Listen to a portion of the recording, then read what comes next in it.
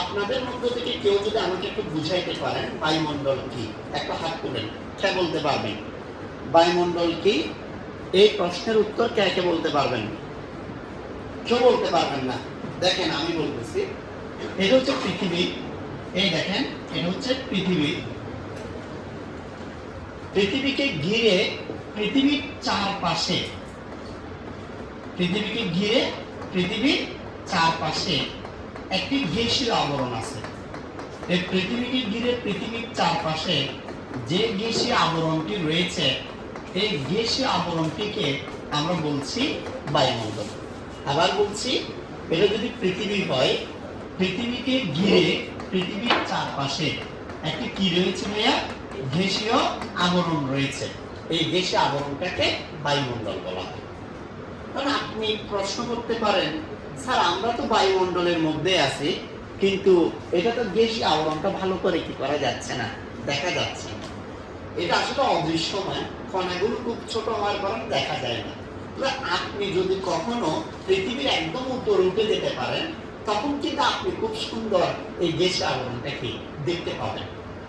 আপনি যদি বিমানে করে ফ্লাই করেন, অনেক উপর উঠে যান, নিচের দিকে দেখলে তখন দেখবেন যে কুয়াশার মতো, ধোঁয়াশার মতো কিছু একটা কি এই পৃথিবীর চারপাশে এরকম করে কি আছে, ঘিরে আছে। এটা আমি আসলে মুখে বলে তো আপনাদেরকে বুঝাতে পারবো না। হ্যাঁ, এটা হয়তো বিমানে করে আপনাদেরকে নিয়ে যেতে হবে, বা এই দুটো মেয়ে গেছিল, ওরা পৃথিবীর উপরে উঠে গেছিল, ওরা নিচে নিচে আপনাদেরকে দেখাবে। চলেন আমরা একটু দেখে ফেলি বায়ুমণ্ডল থেকে।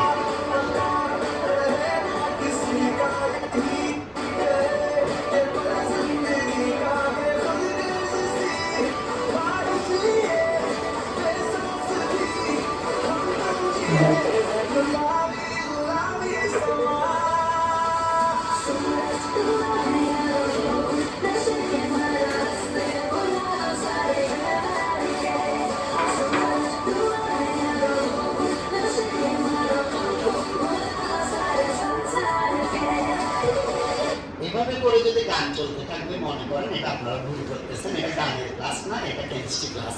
কেমন? এখানে জাস্ট গ্যাসীয় আবরণটা দেখানো আমার উদ্দেশ্য ছিল, এবং আপনারা দেখছেন যে পৃথিবীর উপরে একটা কি মেঘের মতো গ্যাসীয় একটা কি আছে, আবরণ আছে না? এটাকে আমরা মূলত কি বলছি? বায়ুমণ্ডল বলছি। এবার আসেন, পৃথিবীর পরিবেশগত উপাদান বলতে আসলে আমরা কি বুঝতেছি?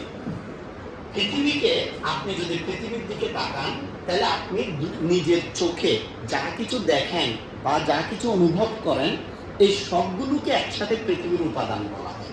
তাহলে আপনি কি দেখেন, কি অনুভব করেন, এর সম্পর্কে আপনার জ্ঞান না থাকার কারণে আপনি নিজে বুঝে উঠতে পারেন না। চলেন আপনাকে সেগুলো আমি ধীরে ধীরে বলি। বলছি, পৃথিবীর পরিবেশগত উপাদান হলো কয়েকটি? চারটি: বায়ুমণ্ডল, বায়ুমণ্ডল, শিলামণ্ডল, জীবমণ্ডল। যদি মনে না থাকে, একটা সুন্দর টেকনিক আছে। টেকনিক হচ্ছে বাবা শিলা জীবিত। বাবা শিলা কি? প্রথমের বা দিয়ে হচ্ছে বায়ুমণ্ডল, এরপরে বা দিয়ে বায়ুমণ্ডল, শিলা দিয়ে শিলামণ্ডল, জীব দিয়ে জীবমণ্ডল। ঠিক আছে? বায়ুমণ্ডল, বায়ুমণ্ডল, শিলামণ্ডল এবং কি মণ্ডল ভাই? জীবমণ্ডল। Concept clear? আচ্ছা, প্রথম কথা হচ্ছে, স্যার এখান থেকে বায়ুমণ্ডল বলতে আপনি কি বুঝতেছেন? এই যে দেখছেন পৃথিবীর উপর একটা গ্যাসীয় লেয়ার দেখা যাচ্ছে না, এই লেয়ারটার নাম হচ্ছে কি? বায়ুমণ্ডল। এটা আরো সুন্দর করে বললে এটাই হচ্ছে গ্যাসীয় লেয়ার। এখন এই গ্যাসীয় লেয়ারটা কি কাজে লাগে?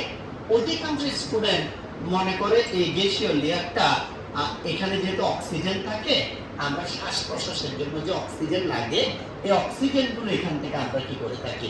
গ্রহণ করে থাকি। যারা ভাবে এটা ভুল না, এটা রাইট।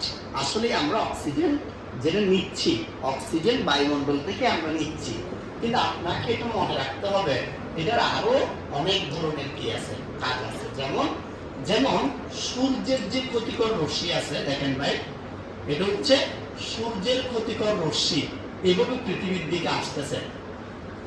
এটা যে ভয়ঙ্কর রূপ নিয়ে পৃথিবীর দিকে আসে, সে ভয়ঙ্কর রূপে যদি পৃথিবীকে আঘাত করতে পারে, তাহলে পৃথিবীর মানুষ আর বেঁচে থাকতে পারবে না সূর্যের ক্ষতির কারণে।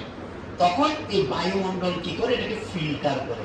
দেখছেন ভাই, ফিল্টার করে শুধু মানুষের জন্য যেগুলো প্রয়োজন সেই রশ্মিগুলোকে পৃথিবীতে ঢুকতে দেয়।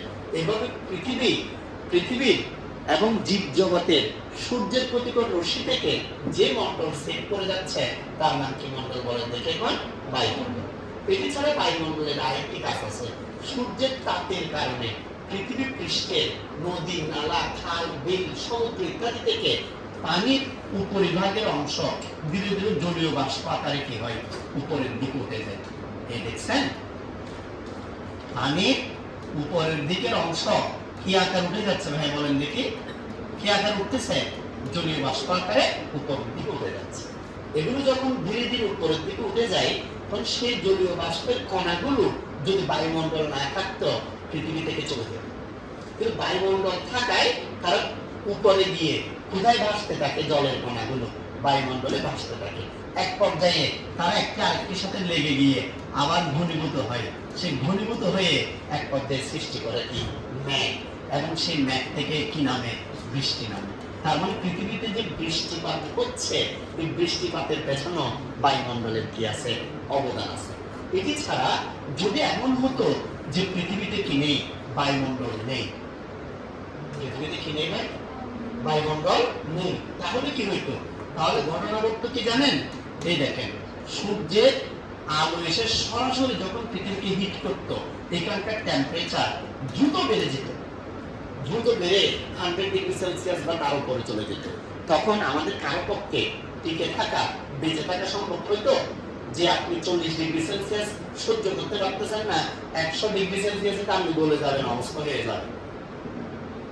আবার তাপ হিট করলে টেম্পারেচার বেড়ে যেত, রাতের বেলা যখন তাপ চলে যেত তখন টেম্পারেচার একেবারে কমে যেত, -60 ডিগ্রি সেলসিয়াস। আপনি মাইনাস টেম্পারেচার সহ্য করতে পারবেন? যে আপনি 15 ডিগ্রি সেলসিয়াস হইলে ঘর থেকে আর বের হওয়ার কি পান না? সাহস পান না। সে -60 সহ্য করতে পারবেন? পারবেন না। তার মানে কি শিখলাম? তার মানে শিখলাম যে বায়ুমণ্ডলের কারণেই পৃথিবী একটি অনুকূল টেম্পারেচার বা তাপমাত্রা পেয়েছে। এই অনুকূল টেম্পারেচার বা তাপমাত্রা কি? গড় তাপমাত্রা হচ্ছে পৃথিবী পৃষ্ঠের কত ডিগ্রি সেলসিয়াস? 15 degree Celsius. আমরা বলছি 15 ডিগ্রি সেলসিয়াস থেকে 30 ডিগ্রি সেলসিয়াসের মধ্যে এই তাপমাত্রার মানটি কি করে? উঠানামা করে। 15 ডিগ্রি সেলসিয়াস থেকে কত ডিগ্রি সেলসিয়াস ভাই? 30 ডিগ্রি সেলসিয়াসের মধ্যে এই মানটি কি করতে থাকে? উঠানামা করতে থাকে। তাহলে এই অনুকূল তাপমাত্রার পেছনে বায়ুমণ্ডলের যে স্তর দায়ী, এই যে স্তর দায়ী পৃথিবীর তার নাম কি? মণ্ডল, বায়ুমণ্ডল। সবাই বুঝতে পারছেন এখন বায়ুমণ্ডল কি? Very good. তাহলে আমরা জেনে গেলাম বায়ুমণ্ডল কি। একইভাবে এখানে বায়ুমণ্ডলের আমরা কি দিছি? পরিচয়গুলো দিছি। আপনারা বললে আমি রিডিং পড়ে শোনাবো, নয়তো পরের স্লাইডে যাব। এটাকে রিডিং পড়ে শোনাতে হবে। এখানে যে কথাগুলো লিখছি বলে রাখি, এগুলো সব হাজারীনাথ স্যারের বই থেকে লিখছি। আপনারা রসায়ন দ্বিতীয় পত্রের জন্য হাজারীনাথ স্যারের বইটা সংগ্রহ করে ফেলবেন। পাশাপাশি ভর্তিকৃত স্টুডেন্টরা আমার এই বইটাও কি করে ফেলবেন? সংগ্রহ করে ফেলবেন। হাজারীনাথ স্যারের বই পাশাপাশি কি এই বইটা আপনারা কি করবেন? সংগ্রহ করবেন। ঠিক আছে? হাজারীনাথ স্যারের বই মূলত ইনফরমেশন সবগুলো দেওয়া থাকবে, আর এখানে গুরুত্বপূর্ণ ইনফরমেশন গুলোকে সহজভাবে দেওয়া থাকবে। ক্লিয়ার? ওকে। তাহলে আমরা যেটা বলতে চাচ্ছিলাম সেটা হচ্ছে বায়ুমণ্ডলের পরে আরেকটি মণ্ডল নিয়ে আলোচনা আছে। এটার নাম কি? বায়ুমণ্ডল। আপনারা কি জানেন বায়ু মানে কি? বায়ু মানে হচ্ছে পানি। হিন্দিতে বারিশ নামের একটা শব্দ আছে না? বারিশ। ওই যে বিভিন্ন গানগুলোতে কি বারিশ, আমি গান করছিলাম, সময় পাই নাই যে আজকে ওইটার মতো এখানে একটা গান বাজাই দিতাম, কিন্তু সময় ছিল না, আসলে গান টান কালেক্ট করতে পারিনি। এর জন্য আমি খুবই দুঃখিত যে তোমাদেরকে একটু মজা দিতে পারলাম না, কিন্তু আমার পড়াটা বুঝতো। কেমন? বাড়ি মানে পানি। তাহলে পৃথিবীর আরেকটি গুরুত্বপূর্ণ উপাদানের নাম হচ্ছে কি? পানি। এটি কিন্তু পৃথিবীকে আর সবগুলো গ্রহ থেকে কি করছে? আলাদা করছে। এজন্যই পৃথিবীতে জীবজগৎ কি আছে? টিকে আছে। কিসের কারণে? পানির কারণে। পানি কোথায় পাওয়া যায়? নদী, নালা, খাল, বিল, বৃষ্টিপাত, হ্যাঁ, ভূগর্ভস্থ পানি, এরপর সাগর, মহাসাগর, ঝর্ণা, সব জায়গায় কি পাওয়া যায়? পানি পাওয়া যায়। এই সমস্ত জলরাশিকে একসাথে কি বলা হচ্ছে? বায়ুমণ্ডল। চলো একটু সিনেমাটিক ভাবে দেখে নিই। আপনারা দেখতে পাচ্ছেন এটি বায়ুমণ্ডলের অংশ। আপনারা এখানে যা দেখতেছেন এটা বায়ুমণ্ডলের অংশ না, পেছনের ঝর্ণার অংশটা হচ্ছে বায়ুমণ্ডলের অংশ। তাহলে আমরা কি লিখছি, সমস্ত জলরাশিকে হচ্ছে কি বলে, বায়ুমণ্ডল বলে। এরপর আসেন শিলামণ্ডল। এই মেয়েদের মধ্যে কারণ নাম কি শিলা আছে? শিলা, শিলা নাম না দেওয়াই ভালো, এটা আমার পার্সোনাল ওপিনিয়ন। ছেলেরা যে সোনিয়া, সাদিয়া, যেগুলো কারোর সাথে কথা বলবো শুধু একজনের সাথে কথা বলবে না। নাম কি? কেন স্যার? কারণ শিলার সাথে কথা বললে শুধু তোমার জীবনে কষ্ট আর কষ্ট থাকবে। কারণ শিলা মানে হচ্ছে পাথর। শিলা মানে কি? সে তোমার ইমোশন গুলো বোঝার কি করবে না, চেষ্টা করবে না। তার নামের অর্থ কি দাঁড়াচ্ছে? পাথর দাঁড়াচ্ছে। সফট হইতে হবে, কথা বলবে খুশবোর সাথে। নাম কি হইতে হবে? খুশবো। কথা হইতে হবে, নাম হবে কি সফট। আরেকটা নাম বলো না, রাখি বলো তো একটা সুন্দর থেকে নাম। সফট, নরম নরম নাম নাই না? আচ্ছা বাদ দাও। তাহলে আমরা এখানে শুধু পাথরের স্তরকে বুঝাচ্ছি না, মাটিকেও বুঝাচ্ছি। পৃথিবীর আরেকটি গুরুত্বপূর্ণ অংশের নাম কি? পাথর, শিলা অথবা মাটি। এই সবগুলোকে একসাথে কি বলা হচ্ছে? শিলামণ্ডল। আপনি যখন মাটির ভেতরের দিকে যেতে থাকবেন, যেতে যেতে 30 কিলোমিটার পর্যন্ত এই স্তরটি আছে, বিস্তৃত আছে। এরপর সর্বশেষে আরেকটি মণ্ডল আছে, যেটার নাম কি? জীবমণ্ডল। অনেকে মনে করে কি জীবমণ্ডল মানে মানুষকে বোঝাচ্ছে। আসলে বিষয়টা এরকম না। যাদের জীবন আছে সবাই কিন্তু জীব। তাহলে গরু, ছাগল, হাঁস, মুরগি, হ্যাঁ, বনের হরিণ, সিংহ, বাঘ, সবগুলো কি মণ্ডলের অংশ? জীবমণ্ডলের অংশ। কথা ক্লিয়ার? গাছপালাও কিন্তু, গাছপালারও কি আছে? জীবন আছে, এরও জীবমণ্ডলের অংশ। তাহলে আমরা বলতে পারবো যে উদ্ভিদ ও প্রাণী জগৎকে একত্রে কি বলা হয়? জীব জগৎ বলা হয়। উদ্ভিদ ও প্রাণী জগৎকে একসাথে কি বলা হয়? জীব জগৎ বলা হয়। চিত্রে আপনারা দুইটি ভয়ঙ্কর জীব দেখতে পাচ্ছেন। চলেন এর পরের স্তরে চলে যাই। লিখেন এর পরের প্রশ্ন। লিখেন বায়ুমণ্ডল কি? বায়ুমণ্ডলের অঞ্চল সমূহের নাম লিখো। বায়ুমণ্ডল কি? বায়ুমণ্ডলের অঞ্চল সমূহের নাম লিখো। স্যার কিন্তু শুরুতেই বলে ফেলছি, পৃথিবীকে ঘিরে, পৃথিবীর চারপাশে যে গ্যাসীয় আবরণটি রয়েছে, এই গ্যাসীয় আবরণটির নাম কি মণ্ডল? বায়ুমণ্ডল। এখন একজন বলে যে স্যার গ্যাসীয় আবরণটা আছে বুঝলাম, এটাকে আবার বিভিন্ন স্তরে কি করতে হইলো কেন, ভাগ করতে হইলো কেন? কথা বুঝতে পারছি? এর একটা সুন্দর উত্তর আছে, ভালো করে খেয়াল করো। এখানে আপনি যখন দেখবেন যে পৃথিবীর কাছে যে স্তরটা আছে, এই স্তরে যে গ্যাসগুলো আছে তার উপরে যেতে যেতে কিন্তু গ্যাসগুলো আর থাকে না। তার উপরে যেতে যেতে গ্যাস আরো ভিন্ন রকম আসে, তার উপরে যেতে যেতে আরো ভিন্ন রকম আসে। ফলে এক একটি স্তরে কিন্তু এক এক ধরনের থাকে, গ্যাস থাকে। এবং এটা ছাড়া এক একটি স্তরের তাপমাত্রা কি হয়ে যায়? এক এক রকম হয়ে যায়। এই কারণে দিয়ে টোটাল টেম্পারেচার এবং তাদের উপাদান, চাপ, এগুলোর উপর ভিত্তি করে আমরা বায়ুমণ্ডলকে প্রধান কয়টি স্তরে ভাগ করছি? 4টি স্তর। Troposphere, stratosphere, mesosphere, thermosphere. মনে রাখার জন্য আপনি শুধুমাত্র পেছনের দিকের মানগুলো মনে রাখবেন। 15 কিলোমিটার, 50 কিলোমিটার, 85 কিলোমিটার, 500 কিলোমিটার।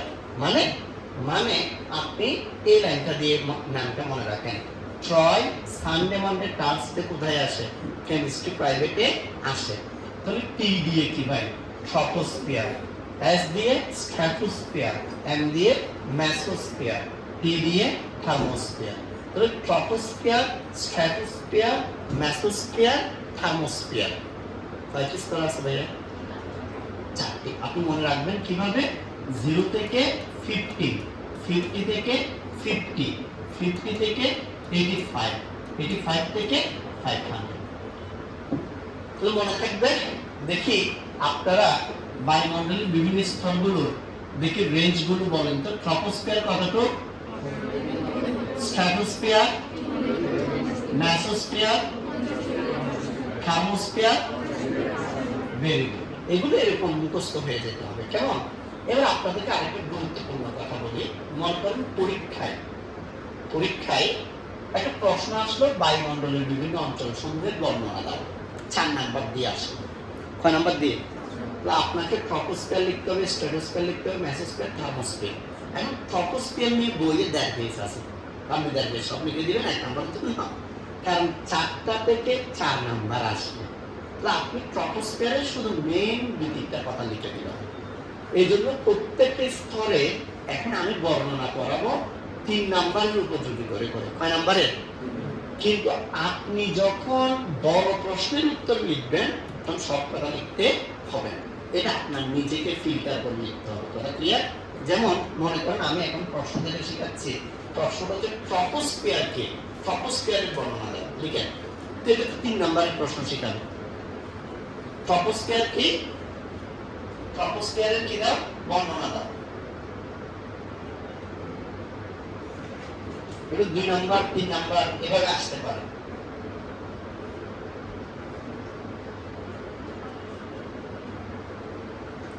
শুনেন, সহজভাবে বললে বায়ুমণ্ডলের যে স্তরটি পৃথিবীর সাথে লেগে আছে তার নাম কি? ট্রপোস্ফিয়ার। শেষ। যে স্তরে আমরা বসে আছি তার নাম কি? ট্রপোস্ফিয়ার। যে স্তরে বিল্ডিং আছে তার নাম কি? ট্রপোস্ফিয়ার। যে স্তরে নদী, নালা, খাল, বিল, সমুদ্র আছে এটার নাম কি? যেখানে বৃষ্টিপাত হচ্ছে, বজ্রপাত হচ্ছে, হ্যাঁ, ঘূর্ণিঝড় হচ্ছে, বায়ু প্রবাহিত হচ্ছে, তার নাম কি? ট্রপোস্ফিয়ার।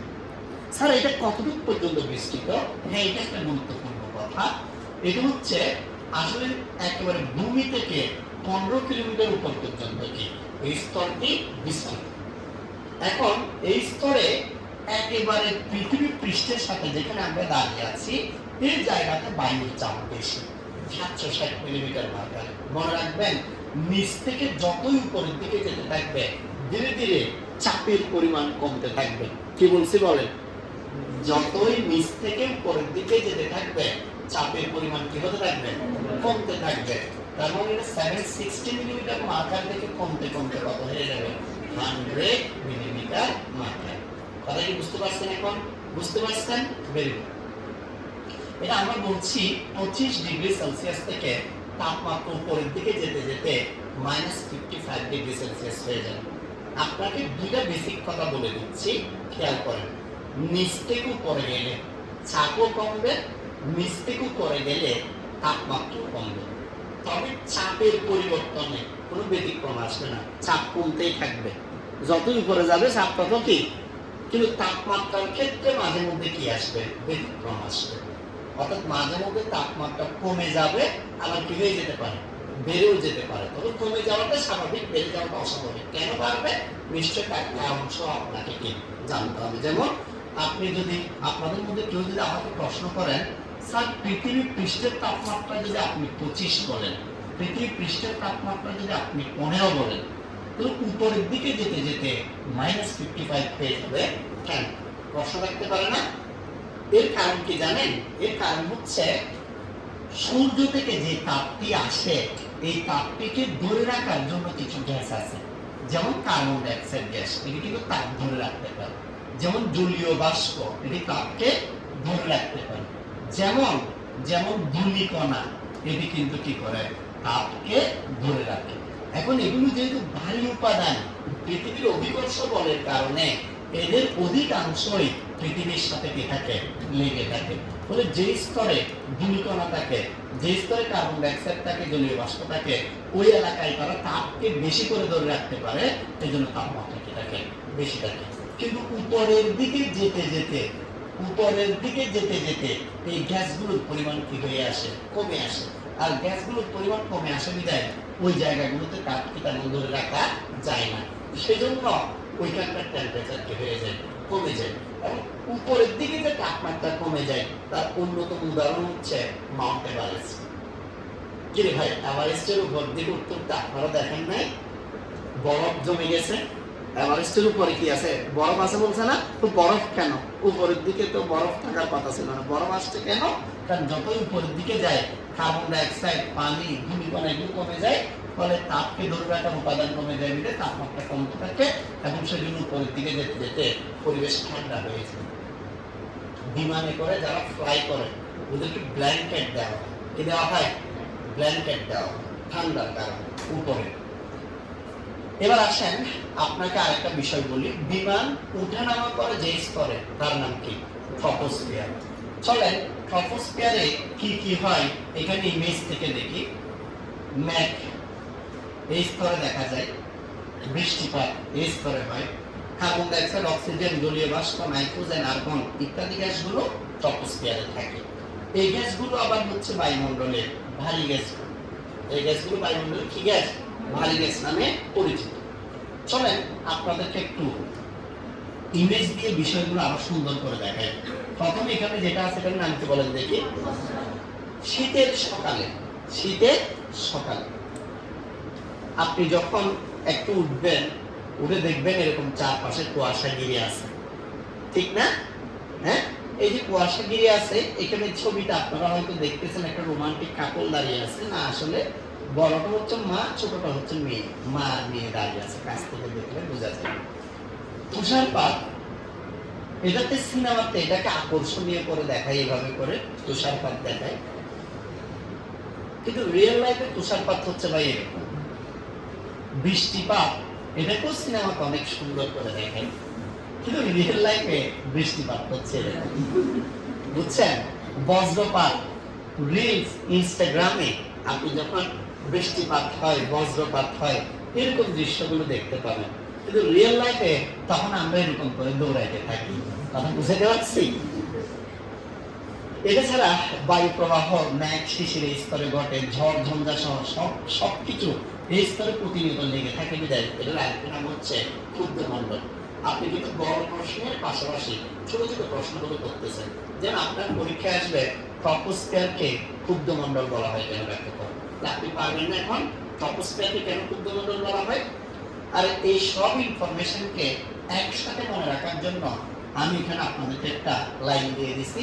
এই লাইনটার সাহায্যে সব ইনফরমেশন মনে রাখতে পারবেন। কিভাবে? চলেন দেখি। প্রথমে এটা শুরু হয়েছে 15 কিলোমিটার, তার মানে ভূপৃষ্ঠ থেকে কত কিলোমিটার পর্যন্ত বিস্তৃত? 15 কিলোমিটার পর্যন্ত বিস্তৃত। তাপ ও চাপ কমে, তার মানে তাপমাত্রা 25 থেকে কমে -55 ডিগ্রি সেলসিয়াস হয়ে যায়।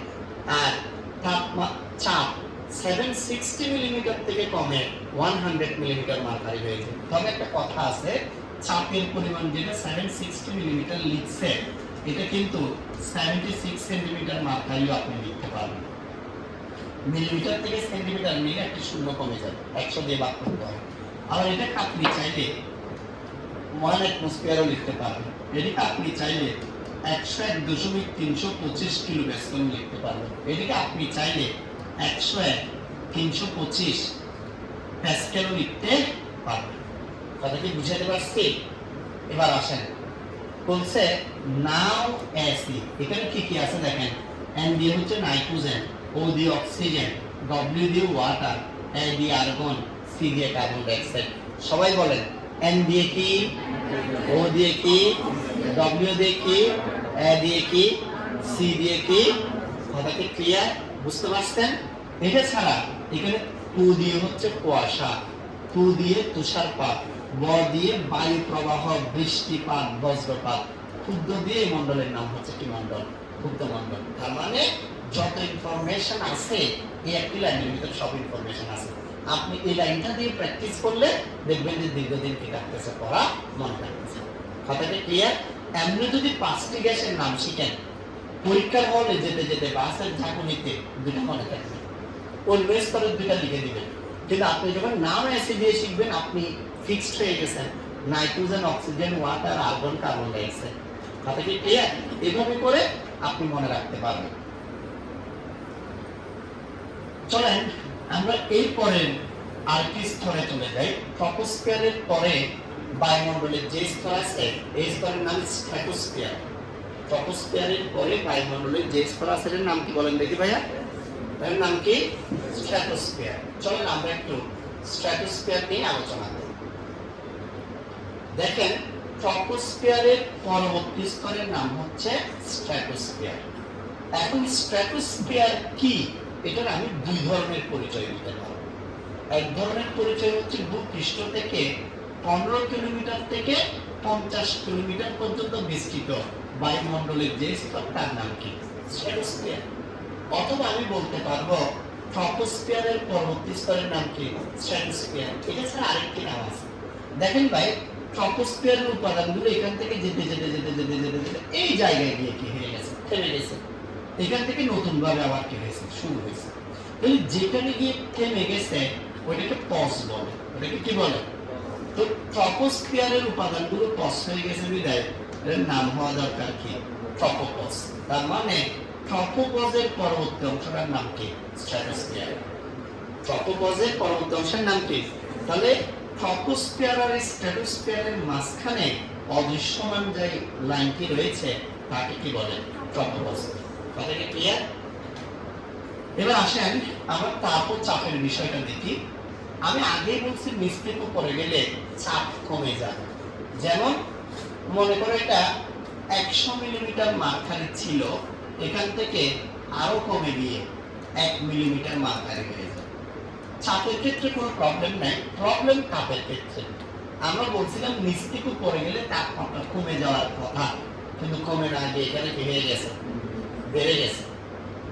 মনে করেন আপনাদের একটা পরিচিত আছে আর কি, আপনারা বলতেছেন যে বয়স বাড়ার সাথে সাথে বুড়ো হয়ে যাওয়ার কথা, কিন্তু আপনাদের পরিচিত যা বয়স বাড়তেছে কিন্তু বুড়া না হয়ে আরো কি হয়ে যাচ্ছে, ইয়াং হয়ে যাচ্ছে। তো এটা ব্যতিক্রম হয়ে গেল না?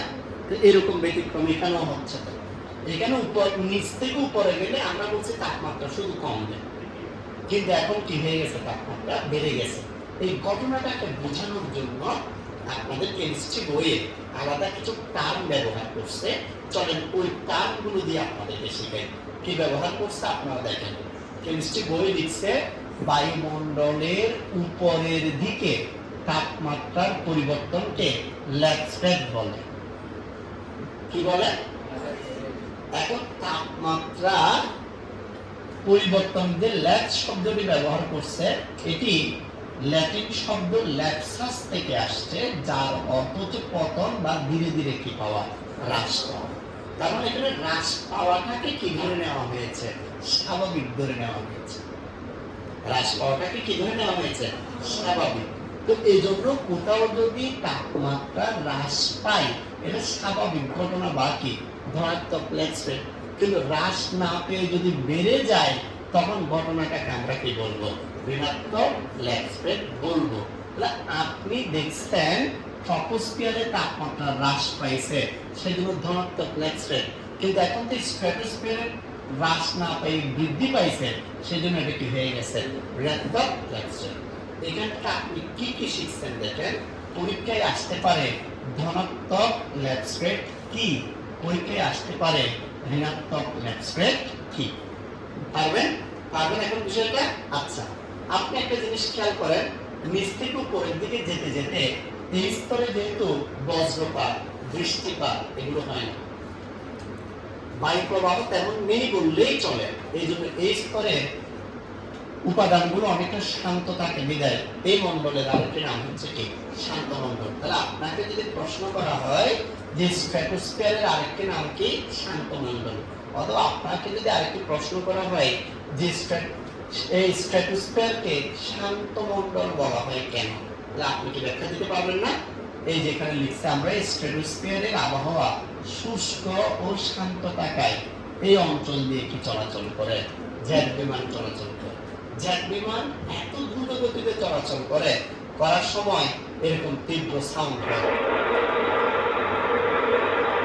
কথা বুঝতে পারছি?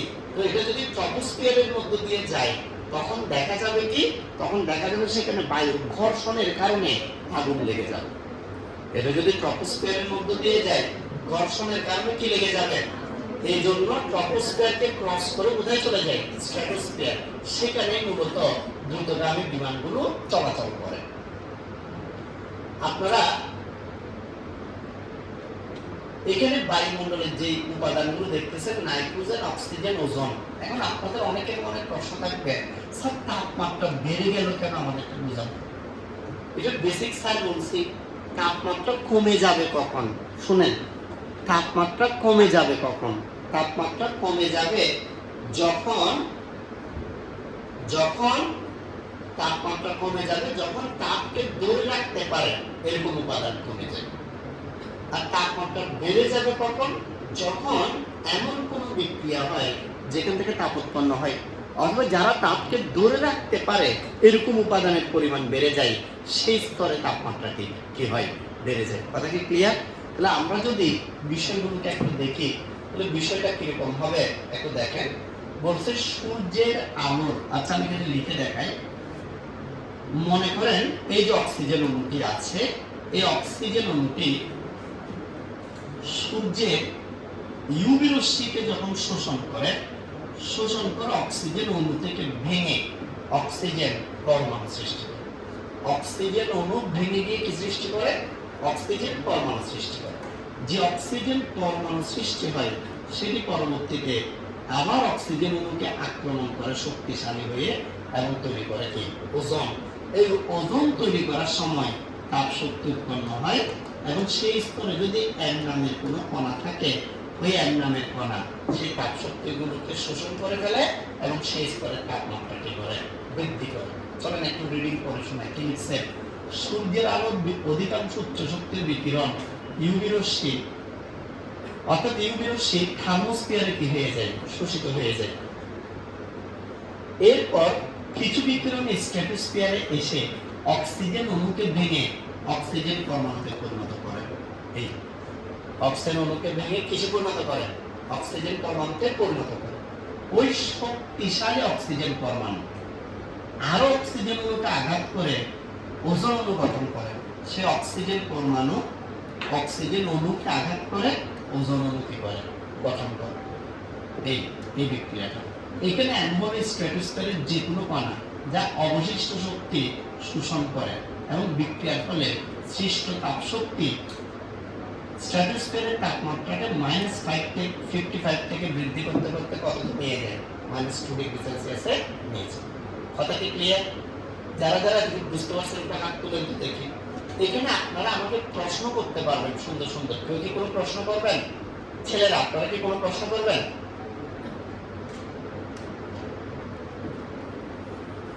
এরপরে প্রশ্ন লিখেন। বলে এই যে ভেরি গুড। পরিমাণ কম বেশি আর কি। বাংলাদেশও মানুষ আছে, রাশিয়াতেও কি আছে? মানুষ আছে, শুধু পরিমাণ কম বেশি। বাংলাদেশে হিসাব করে বলা হচ্ছে প্রতি কিলোমিটারে 1300 জন করে মানুষ থাকে। 1 কিলোমিটারে কতজন? 1300 জন। আর রাশিয়াতে প্রতি কিলোমিটারে 3 জন। এটাই হচ্ছে পার্থক্য। আর শহর এলাকায় তো প্রতি কিলোমিটারে আমরা হাজার হাজার বা লাখ লাখ বলবো, এরকম অবস্থা হয়ে গেছে না? হ্যাঁ, রাশিয়া, আমেরিকা এই দেশগুলোতে মানুষ নেই, সেজন্য বাইরের দেশ থেকে সেখানে মানুষ দিয়ে থাকে। স্থায়ীভাবে মানুষ কম। প্রতি কিলোমিটারে 3 জন, প্রতি কিলোমিটারে 4 জন। একজনের ভাগে মনে করে 1 মাইল জায়গা করছে। সে ঘোড়ায় করে বা গাড়ি চালায় নিজের জায়গাগুলো কি করতে হয়? দেখতে যেতে হয়। আর আমাদের এখানে একটা টুকরার জন্য মারামারি চলে, ঠিক না? তো এখানে আপনি এটা গুরুত্বপূর্ণ প্রশ্ন এবং তার উত্তর। ওর কথা হচ্ছে স্যার আগের স্তরে তো নাইট্রোজেন অক্সিজেনকে দেখছি, এই স্তরেও দেখতেছি, তাহলে পার্থক্য কি? পার্থক্য তো ওই স্তরে শতকরা পরিমাণ কি ছিল? বেশি ছিল। এই স্তরে শতকরা পরিমাণ কমে গেছে। ধীরে ধীরে এই স্তরে আরেকটা জিনিস বাড়ছে, এর নাম কি? ওজোন। এই তাহলে এখান থেকে একটা এমসিকিউ প্রশ্ন দেন। এমসিকিউ প্রশ্ন হচ্ছে বায়ুমণ্ডলের ওজোন স্তর দেখা যায় কোন স্তরে? বলেন, এই ওজোন স্তর দেখা যায় কোন স্তরে? স্ট্র্যাটোস্ফিয়ারে কি স্তর দেখা যায়? ওজোন স্তর দেখা যায়। কথা ক্লিয়ার? আচ্ছা, এবার আমরা এই পরের অংশটা একটু যাব। তবে তার আগে এই সব কথা মনে রাখা সুন্দর একটা টেকনিক দিয়ে দিচ্ছি। সবাই দেখেন, শুরু হয়েছে কি দিয়ে ভাই? টেকনিকটা শুরু হয়েছে কি দিয়ে? তার মানে আপনি বলবেন জেট বিমান চলাচল করে স্ট্র্যাটোস্ফিয়ারে, অত দ্রুতগামী বিমানগুলো চলাচল করে স্ট্র্যাটোস্ফিয়ারে। এই স্তরে ও দিয়ে কি আছে? অক্সিজেন। ও দিয়ে কি আছে? ওজোন। এন দিয়ে আছে কি? নাইট্রোজেন ইত্যাদি গ্যাসগুলো এই স্তরে পাওয়া যায়। এরপর এটি কত কিলোমিটার উপরে পর্যন্ত বিস্তৃত? 50 কিলোমিটার। ইউভি রশ্মির কাজ কি? সূর্যের ইউভি রশ্মিকে শোষণ করে অক্সিজেন অণু প্রথমে অক্সিজেন পরমাণুতে পরিণত হয়। সে অক্সিজেন পরমাণু অন্য অক্সিজেন অণুকে আঘাত করে কি সৃষ্টি করে? ওজোন সৃষ্টি করে। এবং এই ক্ষেত্রে তাপ উৎপন্ন হয় বিদায় এই স্তরের তাপমাত্রা কি হয়ে যায়, বেড়ে যায়। এবং এই স্তরে যেহেতু ঝড় বৃষ্টি তুফান ইত্যাদি থাকে না, সেজন্য এই স্তরের নাম কি মন্ডল। কথা কি ক্লিয়ার? তাহলে আপনি যখন এই লাইন থেকে রেফারেন্স গুলো দিয়ে দিয়ে শিখবেন, কথা সব মনে থাকবে, পয়েন্টে মিস যাবে না। কিন্তু আপনি যদি এই লাইনটা ছাড়া এমনি করে চলে যান, তাহলে দেখবেন কিছু না কিছু পয়েন্ট কি হয়ে গেছে, মিস আউট হয়ে গেছে। কথা ক্লিয়ার? চলে আমরা এর পরের স্তরে চলে যাই। লিখেন সবাই, এটা তো পরে ফেলছি। লিখেন মেসোস্ফিয়ার কি, মেসোস্ফিয়ার কি, মেসোস্ফিয়ারের বর্ণনা দাও। মেসোস্ফিয়ার কি,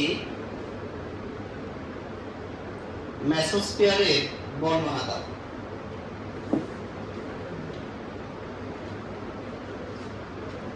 মেসোস্ফিয়ার কি, মেসোস্ফিয়ারের বর্ণনা দাও।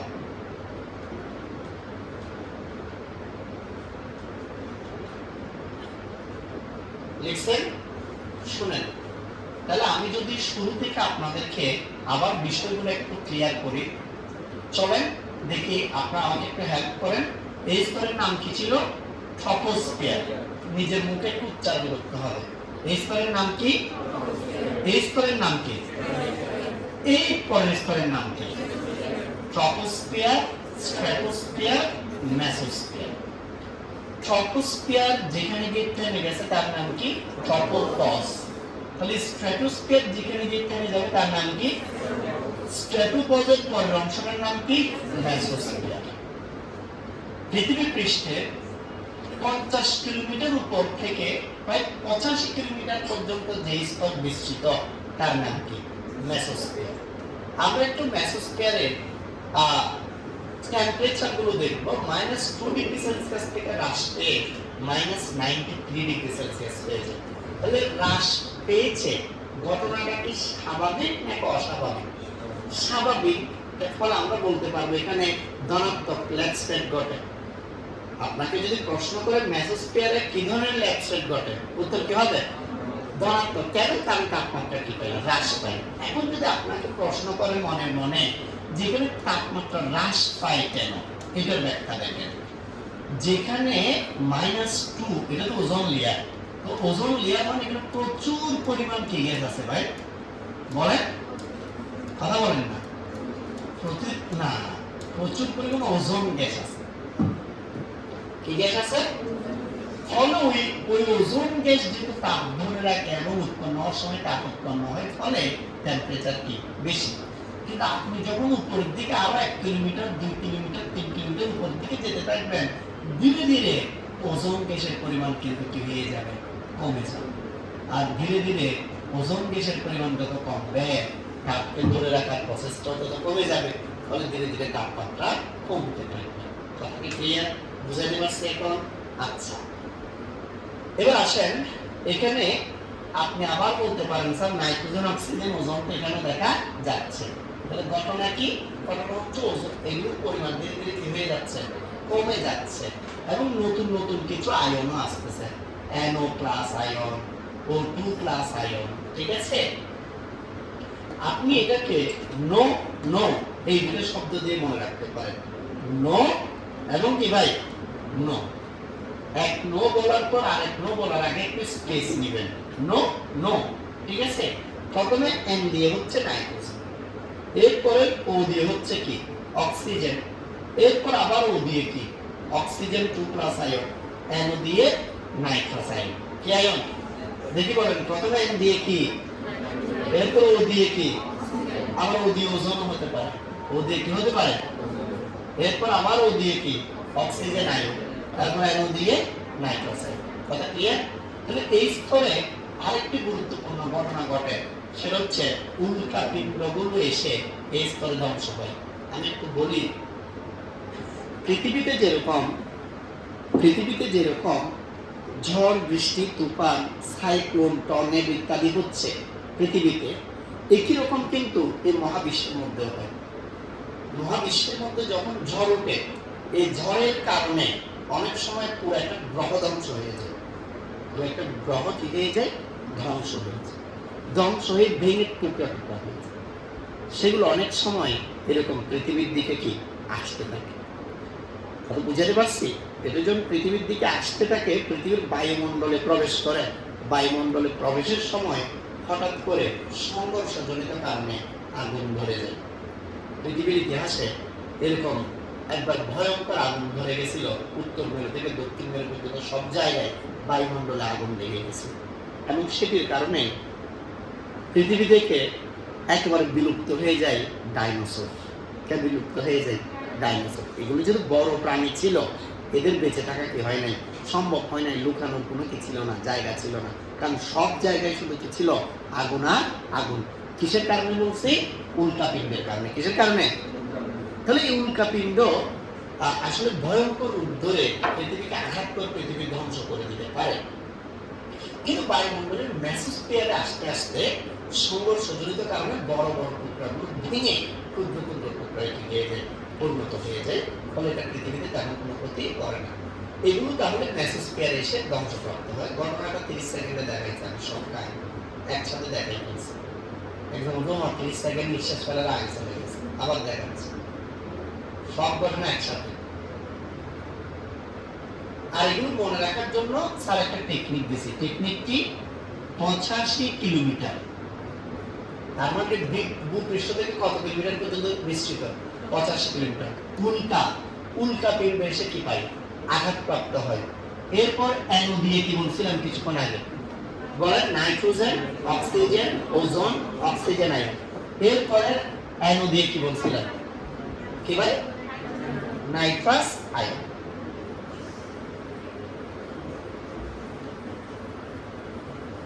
আমরা এর পরের অংশে চলে যাচ্ছি।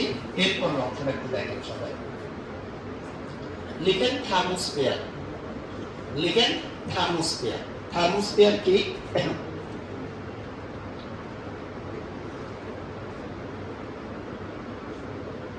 বায়ুমণ্ডলে থার্মোস্ফিয়ারের বর্ণনা দাও। থার্মোস্ফিয়ার কি? বায়ুমণ্ডলের থার্মোস্ফিয়ারের বর্ণনা দাও।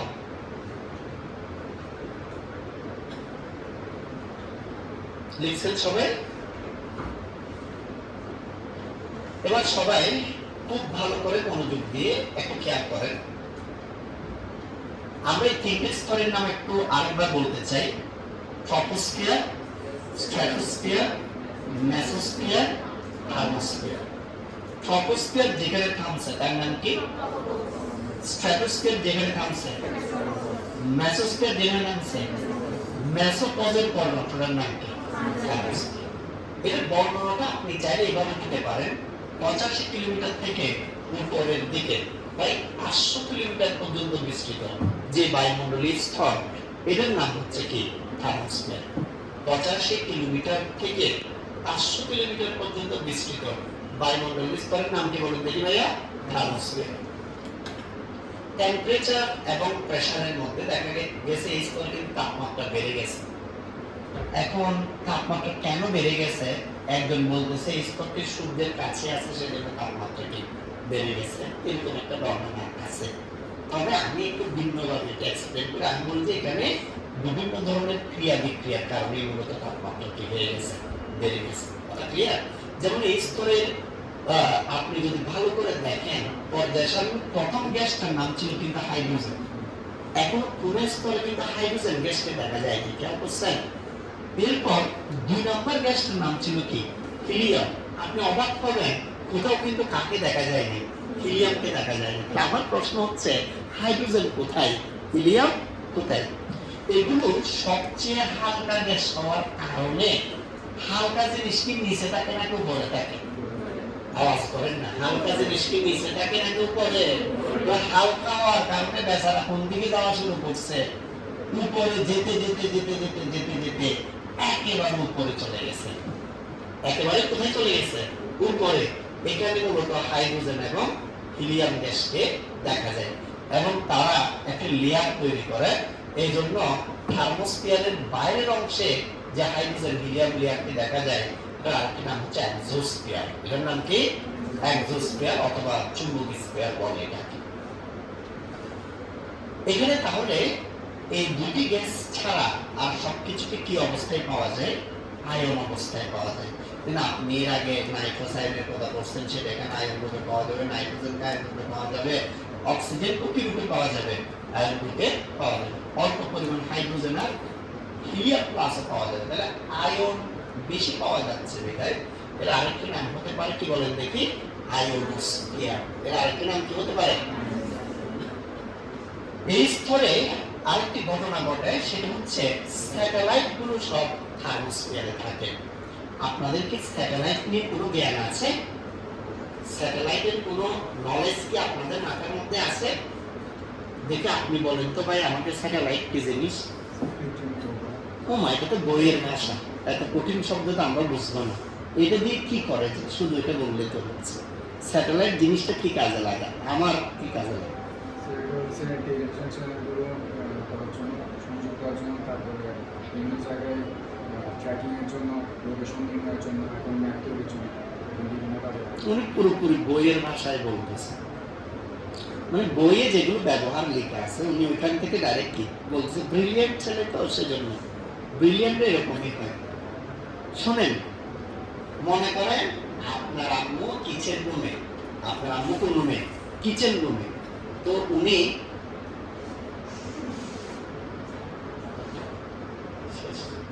আসেন না, বসেন প্লিজ, আসেন বসেন।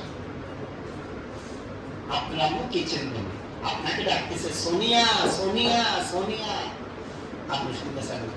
এদিকে উনি যেহেতু কি করতেছে, রান্না করতেছে, সেই জন্য উনি এখান থেকে নড়তেও পারতেছে না। ভিডিও কল আপনার ভাইয়ের সাথে কথা বলতেছিল, আপনার ভাইয়ের সাথে। ও আবার কানাডাতে থাকে, বলতেছে একটু সোনিয়াকে ডেকে দেখে, সোনিয়াকে ডেকে দেখে।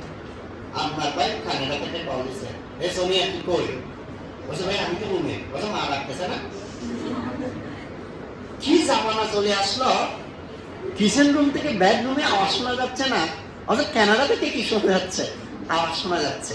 এটি যে জিনিসটার কারণে হচ্ছে, তার নাম হচ্ছে কি? স্যাটেলাইট।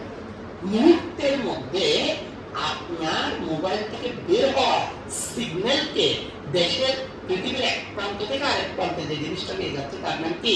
স্যাটেলাইট।